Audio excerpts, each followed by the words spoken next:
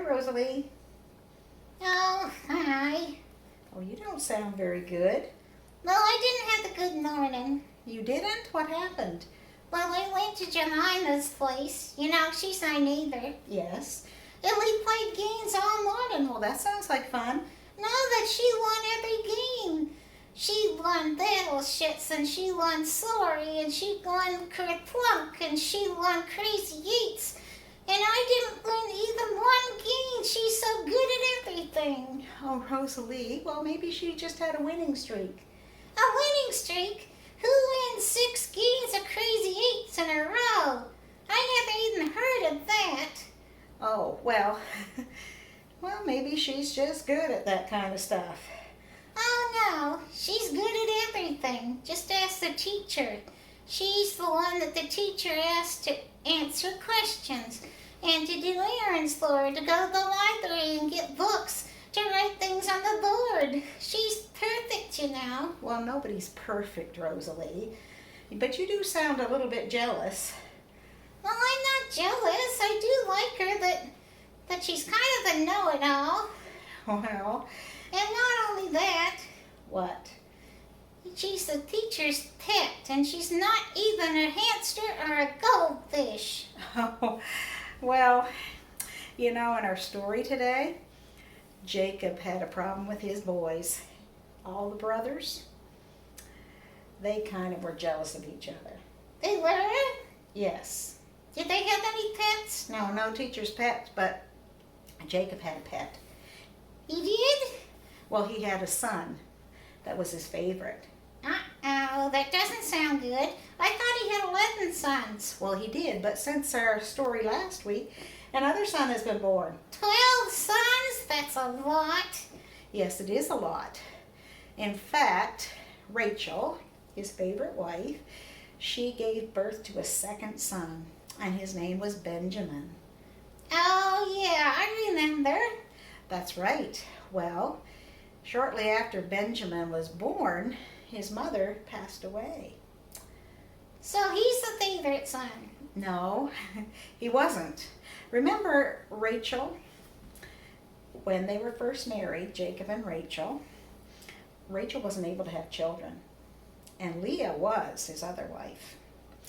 And Rachel prayed for children, and so did Jacob.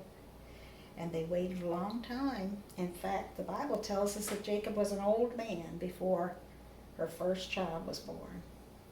And so when he was born, his name was Joseph, and he was an answer to Jacob and Rachel's prayers.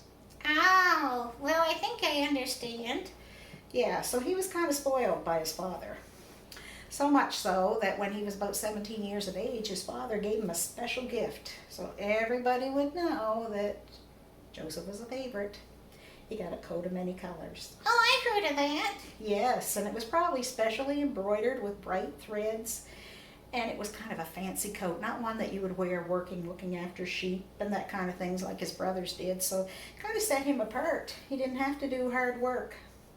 Oh, well, they wouldn't like that. No, they wouldn't. In fact, one day when they were out watching the sheep, Joseph was with them, and some of his brothers, they were up to no good. We don't know exactly what they were doing, but he just had to tell his father. Oh, he was a tattletale. Well, he did tell on his brothers, and that made it even worse. They didn't like him, not one bit. They got very angry with him. And you know, God also gave Joseph some special dreams, and he just had to tell them to his brothers. I suppose they were good dreams. Well, you tell me. One of the dreams he dreamed about, he told his brothers, he said, we were out in the fields, and we were tying up grain in great big stalks, and my stalks stood up straight and tall, and your stalks were all around me, and they all bowed down to my stalk. Oh, that's ridiculous. Well, that was his dream. And his brother said to him, Joseph, who do you think you are? You're our little brother. Do you think we're actually going to allow you to rule and reign over us? And that made them even angrier. Well, I suppose it would. Nobody wants wants a little brother to be in charge. That's true. But then he had another dream. And in this dream, he even told his father.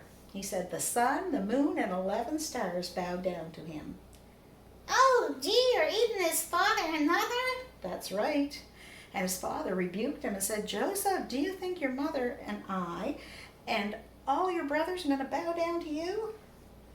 No, I don't think they would. Well, not willingly, no. But you know, God had given Joseph those dreams. And he could have kept them to himself, but he chose to share them with his family. And as a result, they not only got angry with him, they hated him. So what's going to happen? Well, we're going to find out next week. Oh. But in the meantime, I want you to think about it for a minute. Do you know somebody who was a beloved son, who, unlike Joseph, did everything absolutely perfect, who was kind and loving and so good to everyone he met, and yet he had people that were jealous of him because crowds followed him everywhere, because he healed the sick? Oh, you're talking about Jesus. That's right. And not only did he heal the sick, he told people about God and about heaven and about what he had come to earth to do. But there were people that, although he was kind and loving to them, they were jealous of him and they hated him. Oh, that's right, they did.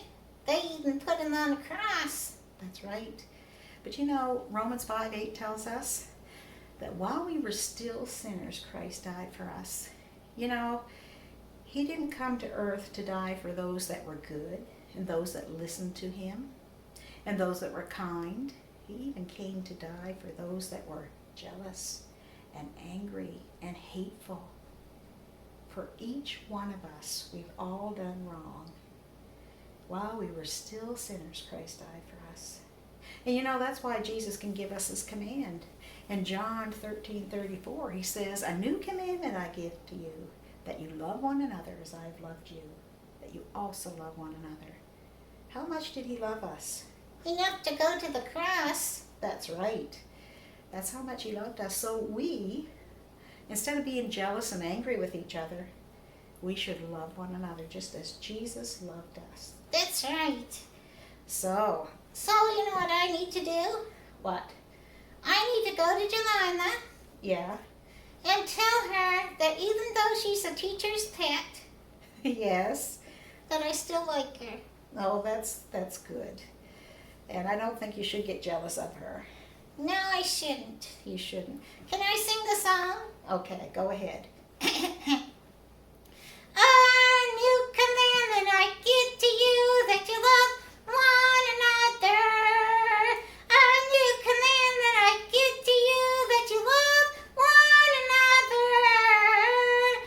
That you also love one another as I have loved you. Okay, well, Rosa-Leigh, I hope you learned something from our story. Thank you, boys and girls, for listening. And remember, God loves you.